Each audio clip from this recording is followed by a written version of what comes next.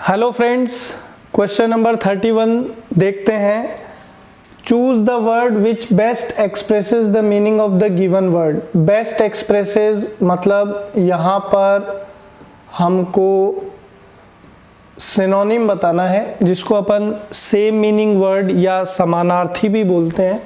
तो जो वर्ड हमें दिया है कंसील, तो कंसील का मतलब होता है छुपाना। तो यहाँ पर अगर हम लोग आंसर की बात करें तो आंसर यहाँ पर ऑप्शन सी हमारा करेक्ट होगा, क्योंकि हाइड का मतलब भी होता है छुपाना और कंसील का मतलब भी होता है छुपाना। अगला वर्ड जो हमारी स्क्रीन पर है वो है एक्सट्रैक्ट। एक्सट्रैक्ट का मतलब होता है कोई चीज बाहर निकालना। एक्सट्रैक्ट का मतलब होता है कोई चीज बाहर निकालना। तो यहाँ पर जो सबसे एप्रोप्रिएट वर्ड होगा आंसर के लिए वो होगा ऑप्शन सी, यानी कि रिमूव। क्वेश्चन नंबर 33 हमको दिया है वेरीफाई। वेरीफाई का मतलब होता है किसी चीज की ट्रूथनेस को चेक करना, किसी चीज की ऑथेंटिसिटी को चेक करना। तो यहाँ पर हमारा करेक्ट आंसर बनेगा authenticate. That means option A जो है वो हमारा करेक्ट आंसर है। अब हम लोग आगे बढ़ते हैं नेक्स्ट क्वेश्चन की तरफ। क्वेश्चन नंबर 34 जो है इसमें हमें दिया हुआ है स्टैब्लिश। तो स्टैब्लिश का मतलब होता है किसी चीज़ की स्टार्ट करना, यानी कि शुरुआत। तो अगर हम लोग यहाँ पर आंसर की तरफ जाएं स्टैब्लिश के सिनोनिम की तरफ, तो हमारा करेक्ट आंसर बनेगा institute. That means option C जो है वो हमारा करेक्ट आंसर होगा। क्वेश्चन नंबर 35 देखिए, हमें दिया हुआ है एब्रीविएट। एब्रीविएट का मतलब होता है कोई चीज़ जो हमारे पास शॉर्ट में है, तो हिंदी में हम लोग उसको बोलते हैं संक्षिप्त। तो अगर हम लोग उसके सिनोनिम की बात करें तो एब्रीविएट का सिनोनिम क्या हो जाएगा? शॉर्टन। शॉर्टन का मतलब होता है किसी चीज़ को छोटा करना या कम करना।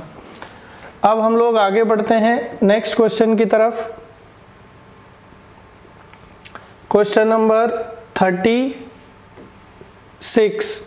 तो क्वेश्चन नंबर 36 जो है इसके अंदर हमें दिया हुआ है चूज द करेक्ट स्पेलिंग। हमें सही स्पेलिंग बतानी है। 4 स्पेलिंग दी हुई है, 3 गलत है, 1 सही है। तो अगर हम लोग मिलेनियम की बात करें तो देखिए मिलेनियम में MILLENIUM ये सही होता है। तो यहाँ पर क्वेश्चन नंबर 36 के अंदर सी ऑप्शन जो है वो हमारा करेक्ट आंसर हो जाएगा। क्वेश्चन नंबर 38 की बात करें तो इंडिपेंडेंट में PINDEPENDENT ये सही स्पेलिंग होता है। तो यहाँ पर 37 में ए ऑप्शन हमारा करेक्ट हो जाएगा। फिर अगला जो वर्ड हमें दिया हुआ है वो दिया हुआ है मिसलेनियस। तो मिसलेनियस की स्पेलिंग में डबल एल आता है, तो MISCELLANEOUS मिसलेनियस। तो क्वेश्चन नंबर 38 के लिए ए ऑप्शन हमारा करेक्ट आंसर है।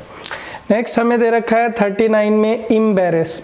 तो इम्बेरेस में आपको याद रखना है कि डबल आर और डबल एस का हम लोग यूज करते हैं। इम्बेरेस का मतलब होता है शर्मिंदगी।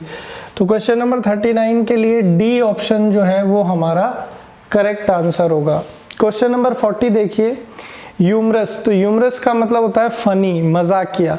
तो HUMOROUS ह्यूमरस। ए ऑप्शन जो है वो हमारा यहाँ पर करेक्ट आंसर होगा। अब हम लोग आगे चलते हैं और नेक्स्ट क्वेश्चन नंबर 41 to 45 हमारी स्क्रीन पर है। इसमें हमें वन वर्ड की बात करनी है। वन वर्ड सब्स्टिट्यूशन क्या होता है दोस्तों? किसी भी सेंटेंस को एक वर्ड में हम लोग क्या बोल सकते हैं, उसको हम लोग बोलते हैं वन वर्ड। तो यहाँ पे हमें दिया हुआ है the act of murder of a human being, किसी मानव की हत्या करना। तो किसी मानव की हत्या करने को हम लोग क्या बोलते हैं? होमिसाइड। पैट्रीसाइड हम लोग बोलते हैं फादर की हत्या को करना, पिताजी की हत्या कर दें उसको पैट्रीसाइड, मदर की हत्या कर दें उसको मैट्रीसाइड, और सुसाइड आत्महत्या को बोलते हैं। नेक्स्ट है one who travels by foot, जो पैदल यात्रा करता है, ट्रेवलर यात्री को बोलते हैं।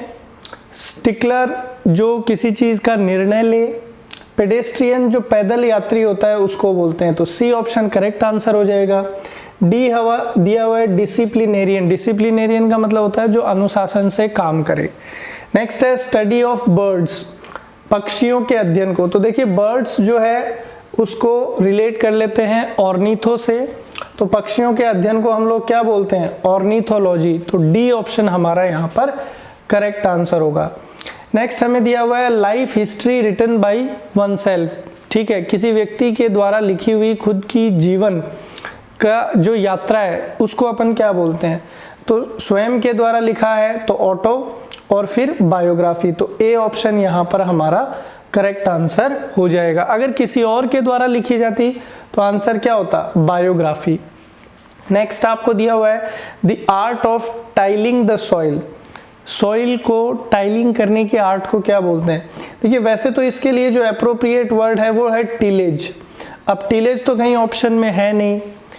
एपीकल्चर होता है कि अपन बीज का पालन, मधुमक्खी से संबंधित है। हॉर्टिकल्चर बागवानी से, बाग लगाने से, फूल पत्ती लगाने से। पिसिकल्चर फिश से रिलेटेड है। तो जो बचा वो क्या बचा, एग्रीकल्चर। तो इसलिए ए ऑप्शन को हम लोग यहाँ पर सही मानेंगे। बाकी टिलिंग की जो आर्ट होती है उसके लिए सही वर्ड क्या है, tillage.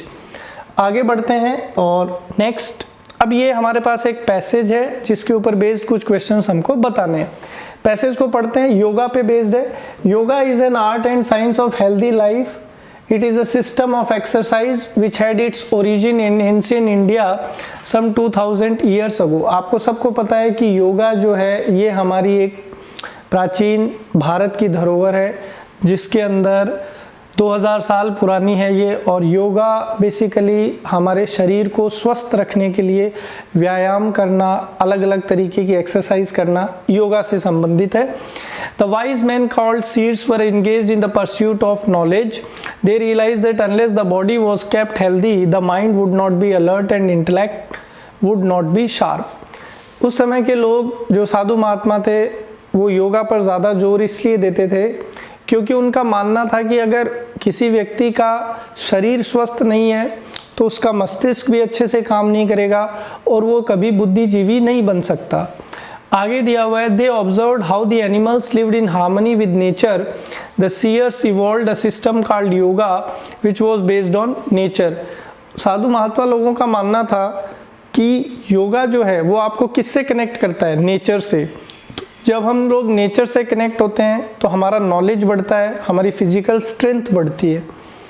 The Sanskrit word yoga is derived from the root word yuj which means to join और टू यूनाइट। योगा जो है वो एक संस्कृत शब्द युज से बना हुआ है जिसका अर्थ होता है प्रकृति से जुड़ना। It is the unity of man with nature god. Yoga is a group of physical, mental and spiritual disciplines. Sage Patanjali is considered as the father of yoga. ऐसा माना जाता है कि पतंजलि जो हैं उन्होंने योगा को डेवलप किया था और इसलिए उनको फादर ऑफ योगा भी कहा जाता है। He collected the thoughts of different sages handed down from generation to generation in his yoga सूत्र। उन्होंने अलग अलग साधु महात्मा से योगा के नॉलेज को लिया और एक जनरेशन से दूसरे जनरेशन में उसको ट्रांसफर किया। A yogi is described as one to whom disease, death and old age do not come। योगी एक ऐसे व्यक्ति के लिए इस्तेमाल किया जाता है शब्द जिसको ना तो कभी बुढ़ापा आता है, ना मृत्यु आती है, न है वो बीमार होता है। His mind is full of peace and satisfaction। उसका जो मस्तिष्क है वो हमेशा शांति और सुकून, संतुष्टि से रहता है, भरा रहता है। He has supple body and alert intellect। उसका बुद्धि भी अच्छा होता है, तेज होता है, तीव्र होता है और उसकी शारीरिक शक्ति भी तेज होती है। तो ये योगा के ऊपर बेस्ड एक पैसेज था। देखिए क्वेश्चन क्या दिया हुआ है ध्यान से। पहला क्वेश्चन हमें दिया हुआ है yoga is a dash of exercise which had its origin in ancient India. Yoga क्या चीज़ है, तो आपको पता है योगा जो है वो एक एक्सरसाइज का क्या है, सिस्टम है। Yoga is a system of exercise. आगे दिया हुआ है the seers were of the opinion that a healthy mind dash in a healthy body. जो साधु महात्मा थे, पढ़े लिखे लोग थे, उनका ये मानना था कि एक स्वस्थ मन में ही, एक स्वस्थ शरीर में ही एक स्वस्थ मन क्या करता है, वास करता है। तो यहाँ पर रिसाइड्स, बी ऑप्शन जो है वो हमारा करेक्ट आंसर हो जाएगा।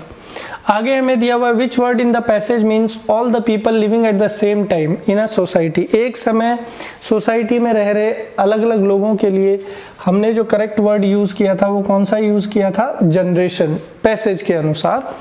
अगला है योगा कौन से संस्कृत वर्ड से बना हुआ है, तो युद्ध से बना हुआ है, सी ऑप्शन करेक्ट आंसर हुआ। A yogi is the one who has healthy body and dash, कैसा माइंड होता है, पीसफुल माइंड। लास्ट लाइन में जो पैसेज में था वो यही था कि योगी वो होता है जिसका स्वस्थ शरीर होता है और शांतिमय दिमाग होता है।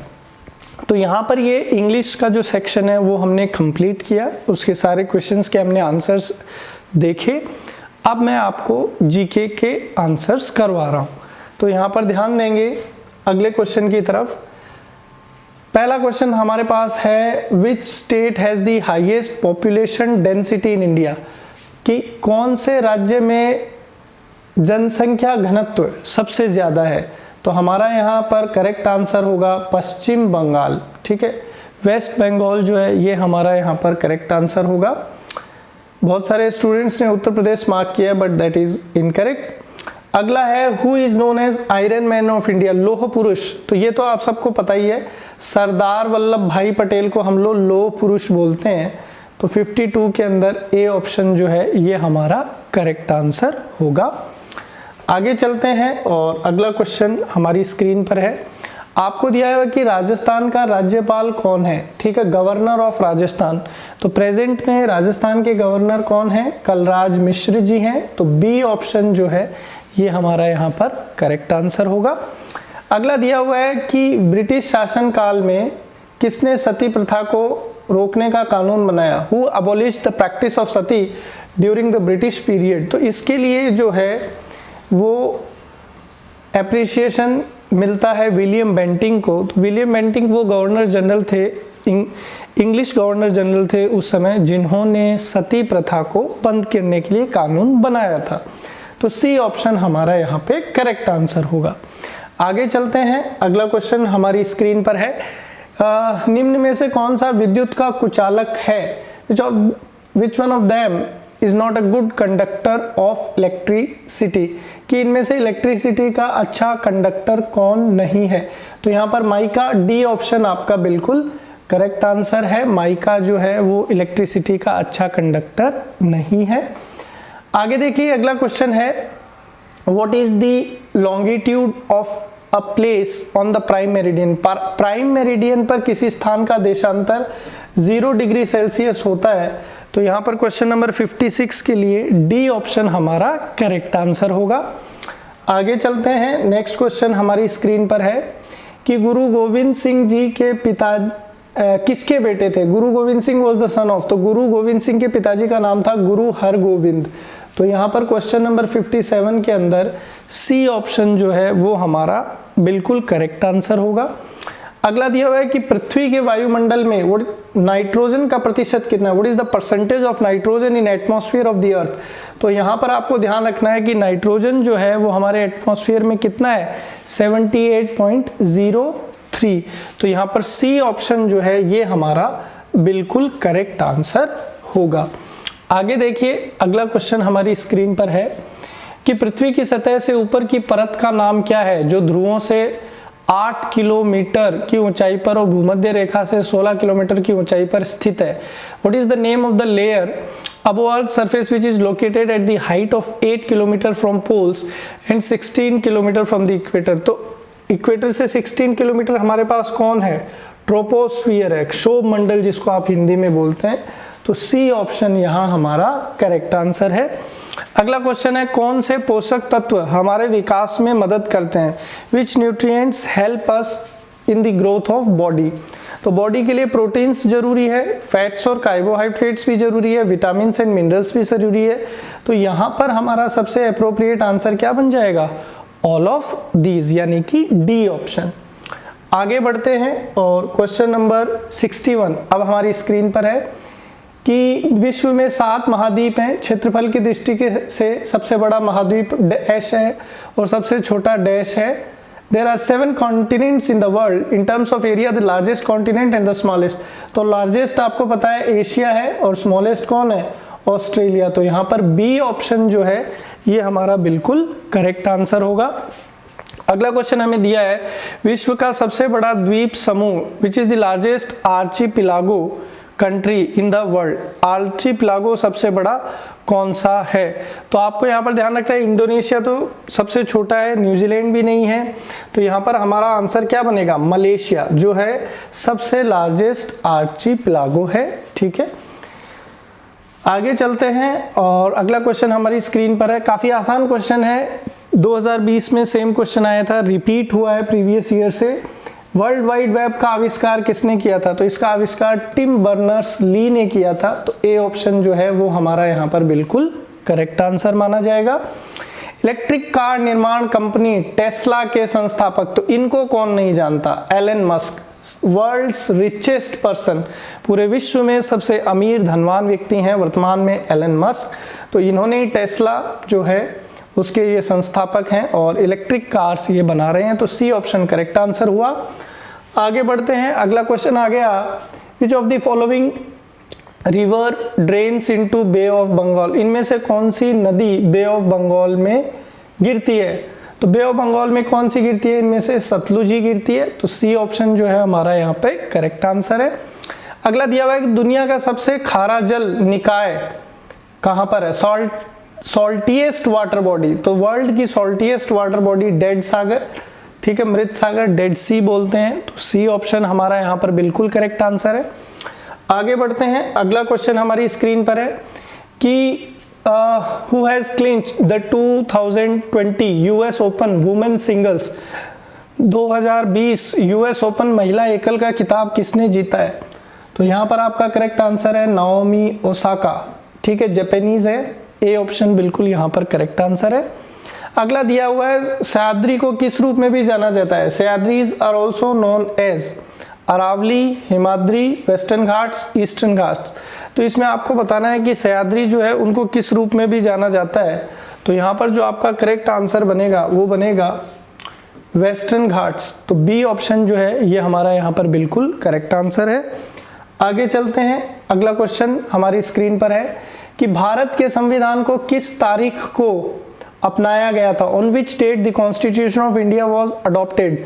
तो इंडिया का कॉन्स्टिट्यूशन 26 नवंबर 1949 को अडॉप्ट किया गया था और 26 जनवरी 1950 को लागू किया गया था। तो यहाँ पर ए ऑप्शन जो है वो हमारा बिल्कुल करेक्ट आंसर है। क्वेश्चन नंबर 70 देखिए, उन देशों के नाम बताइए जो डूरंड रेखा के दोनों ओर स्थित है। Name the country which lie on either side of Durand line. तो डूरंड लाइन के दोनों तरफ कौन कौन है? तो एक अफगानिस्तान है और एक पाकिस्तान है। तो यहाँ पर सी ऑप्शन जो है वो हमारा बिल्कुल करेक्ट आंसर हो जाएगा। चलिए अब हम लोग आगे चलते हैं अगले क्वेश्चन की तरफ। नेक्स्ट हमको दिया हुआ है कि Which of the following is a recipient of Booker Prize 2020 for the novel Shuggie Ben. निम्नलिखित में से कौन उपन्यास शुगी बेन के लिए बुकर पुरस्कार 2020 का प्राप्त करता है? तो डगलस स्टुअर्ट बिल्कुल यहाँ पर करेक्ट आंसर है। इन्हें ही शुगी बेन नाम की किताब के लिए बुकर प्राइज बुक्स के लिए दिया जाता है। तो बी ऑप्शन करेक्ट है। कुचिपुड़ी कौन से राज्य का लोकप्रिय नृत्य है? तो बिल्कुल सही यहाँ पर इन्होंने आंसर मार्क किया है जो भी स्टूडेंट है। आंध्र प्रदेश का ये लोकप्रिय नृत्य है कुचिपुड़ी। चलिए आगे चलते हैं और अगला क्वेश्चन हमारी स्क्रीन पर है। भूटान की मुद्रा क्या है? What is the currency of Bhutan? तो भूटान की जो करेंसी है वो नल्ट्रम, यानी कि ए ऑप्शन जो है वो हमारा करेक्ट आंसर है। क्वेश्चन नंबर 74 है, भारत में सर्वोच्च वीरता पुरस्कार हाईएस्ट गैलेंट्री अवार्ड। तो बिल्कुल परमवीर चक्र जो है वो सबसे उच्चतम वीरता का पुरस्कार है। डी करेक्ट हो जाएगा। अगला क्वेश्चन हमें दिया है, उजाला और SLNP योजनाएं जिन्होंने 6 साल पूरे कर लिए हैं किस मंत्रालय द्वारा क्रियान्वित की जाती है? Ujala and SLNP schemes which has completed 6 years is implemented by which ministry.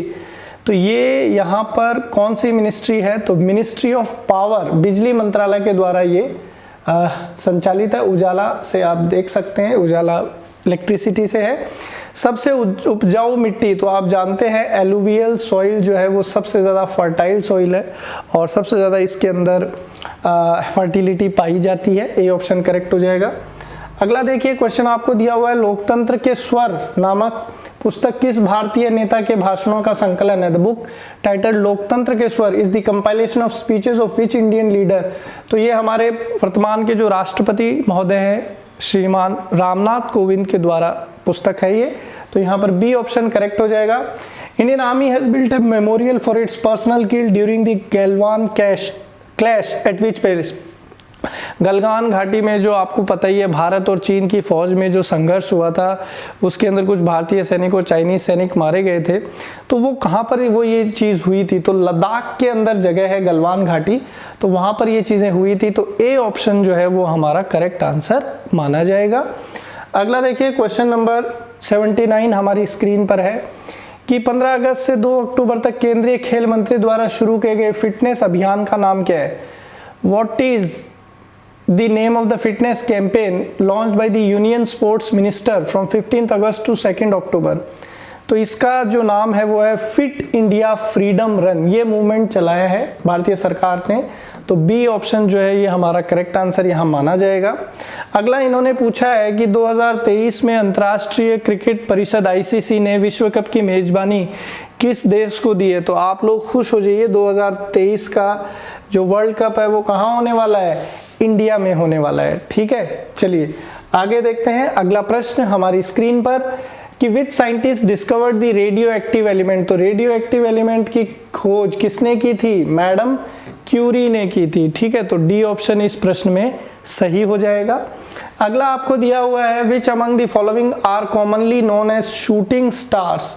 Shooting stars हम लोग किसको बोलते हैं? ठीक है, तो शूटिंग स्टार्स हम लोग उल्का पिंड को बोलते हैं, मिटियोर्स को।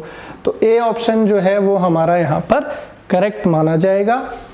अगला क्वेश्चन हमारी स्क्रीन पर है supreme commander of Indian armed forces. तो इंडियन आर्म्ड फोर्सेस का सुप्रीम कमांडर तीनों सेनाओं के जो ऊपर होता है, थल सेना, जल सेना, वायु सेना, राष्ट्रपति साहब होते हैं भारत के। तो ए ऑप्शन करेक्ट है, प्रेसिडेंट ऑफ इंडिया। अगला क्वेश्चन देखिए, which of the following is not a primary green house gas found in earth's atmosphere? इनमें से कौन सी गैस ग्रीन हाउस गैस नहीं है? तो आप जानते हैं नाइट्रोजन ऑक्साइड जो है वो ग्रीन हाउस गैस नहीं है। तो डी ऑप्शन करेक्ट हो जाएगा। अगला प्रश्न हमारी स्क्रीन पर है, हॉर्निबल महोत्सव जो होता है ये कहाँ पर सेलिब्रेट किया जाता है? तो आपको पता होना चाहिए नागालैंड में सेलिब्रेट किया जाता है हॉर्निबल फेस्टिवल। तो बी ऑप्शन हमारा परम सत्य आंसर है। प्रश्न संख्या 86 अब्दुल कलाम के द्वारा लिखी गई पुस्तक अग्नि की उड़ान है। ठीक है, ये उनकी आत्मकथा भी है। ठीक है, अग्नि की उड़ान। तो डी ऑप्शन जो है करेक्ट आंसर हो जाएगा इसमें। अगला प्रश्न है आपकी स्क्रीन पर, स्पेन की राजधानी। तो स्पेन की राजधानी बार्सिलोना नहीं है, मैड्रिड है। स्पेन की राजधानी क्या है? मैड्रिड है। डीआरडीओ द्वारा संचालित रेडिएशन मिसाइल। तो रेडिएशन मिसाइल जो है वो रुद्रम फर्स्ट, ये एक रेडिएशन मिसाइल इन्होंने डीआरडीओ ने डेवलप की है। तो ए ऑप्शन जो है वो हमारा परम सत्य आंसर हो जाएगा। अगला प्रश्न हमारी स्क्रीन पर है, नवंबर के महीने में किस सिख गुरु के शहादत दिवस को शहीद दिवस के रूप में बनाया जाता है? Which martyrdom day of which Sikh guru is observed in the month of November as Shaheed Diwas? शहीद दिवस जो है गुरु तेग बहादुर के शहादत दिवस इन्हीं के नाम पे मनाया जाता है। तो ए ऑप्शन जो है वो हमारा करेक्ट आंसर हो जाएगा। अगला प्रश्न है कि कोरोना वायरस कैसे फैलता है? तो ये तो आप सब जानते ही हैं, पिछले 2 साल से हम लोग लगातार कोरोना से जूझ रहे हैं। तो यहाँ पर ये है ए ऑप्शन कि जब कोई छींकता है और कफ करता है तो उसके हवा में फैल जाते हैं, इससे भी फैलता है। बी इन्होंने कहा कि अगर कोई व्यक्ति उन ड्रॉपलेट्स को इनहेल कर लेता है, टच कर लेता है तो उससे भी फैलता है। एक डिस्टेंस अगर 1 मीटर से कम हो तो उससे भी फैलता है। तो all of the above D option जो है वो हमारा करेक्ट आंसर हो जाएगा। अगला प्रश्न देखिए, प्रश्न संख्या 91 who created the legendary comic character of Mowgli?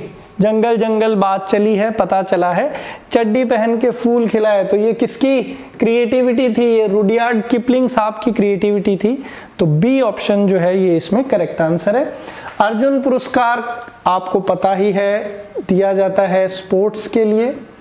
तो यहाँ पर जो है कौन सा ऑप्शन हो जाएगा? बी ऑप्शन जो है ये हमारा यहाँ पर परम सत्य आंसर होगा।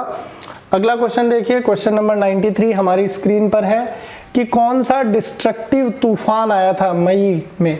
तो आपको पता ही है ताओते तूफान आया था, तो डी ऑप्शन जो है वो हमारा करेक्ट आंसर है।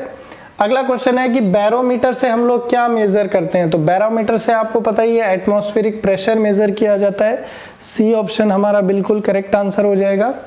अगला प्रश्न देखिए, प्रश्न संख्या 95, इसरो का मुख्यालय कहाँ है, हेडक्वार्टर ऑफ इसरो। तो हेडक्वार्टर इसरो का कहाँ पर है, बेंगलोर में है, तो यहाँ पर बी ऑप्शन आपका करेक्ट होगा। अगला है who is the agriculture minister of India. Agriculture minister कौन है, भारत के कृषि मंत्री। तो भारत के वर्तमान में कृषि मंत्री हैं नरेंद्र सिंह तोमर जी, तो ए ऑप्शन आपका करेक्ट आंसर हो जाएगा। क्वेश्चन नंबर 97 देखिए दोस्तों, who is the head of state bank of India. वर्तमान में भारतीय जो बैंक है Indian state bank of India SBI, तो उसके हेड कौन है। तो उसके हेड वर्तमान में है दिनेश कुमार खर्रा, तो यहाँ पर बी ऑप्शन जो है ये हमारा बिल्कुल करेक्ट आंसर होगा। क्वेश्चन नंबर 98 में हमें पूछा है व्हाट इज ड्राई आइस। तो ड्राई आइस जो है ये हम लोग सॉलिड CO2 जो होती है उसको हम लोग ड्राई आइस का भी नाम देते हैं, तो 98 के लिए डी ऑप्शन जो है ये हमारा बिल्कुल करेक्ट आंसर होगा। अगला क्वेश्चन देखिए, क्वेश्चन नंबर 99, इसमें पूछा है what is the which is the longest national highway. सबसे लंबा नेशनल हाईवे कौन सा है। तो NH44 जो है वो सबसे लंबा नेशनल हाईवे है, तो ए ऑप्शन आपका बिल्कुल करेक्ट हो जाएगा। अगला दिया है what did Gandhi ji do to break the salt law. नमक कानून तोड़ने के लिए गांधी जी ने क्या किया था। तो नमक कानून तोड़ने के लिए गांधी जी ने दांडी यात्रा की थी, ठीक है, वो एक मार्च उन्होंने किया था जो दांडी मार्च के नाम से फेमस है। तो क्वेश्चन नंबर 100 के लिए ए ऑप्शन जो है हमारा करेक्ट आंसर होगा। तो यहाँ पर हमारे क्वेश्चंस कंप्लीट हुए। 50 क्वेश्चंस जो इंग्लिश के थे 6th क्लास के वो मैंने आपको करवाए, और 50 क्वेश्चंस मैंने आपको GK के सॉल्व करवाए। ठीक, इसी तरीके से आप हमसे जुड़े रहना चाहते हैं, पढ़ना चाहते हैं, तो ये हमारी डिटेल है राष्ट्रीय डिफेंस एकेडमी, और यहाँ पर फ़ोन करके आप हमारे ऑनलाइन और ऑफलाइन कोर्सेज से जुड़ सकते हैं, सैनिक स्कूल, मिलिट्री स्कूल की प्रिपरेशन कर सकते हैं। अगर आपको वीडियो अच्छा लगे तो इसको लाइक करिए, शेयर करिए अपने दोस्तों के साथ। तब तक के लिए सभी का धन्यवाद। जय हिंद, जय भारत।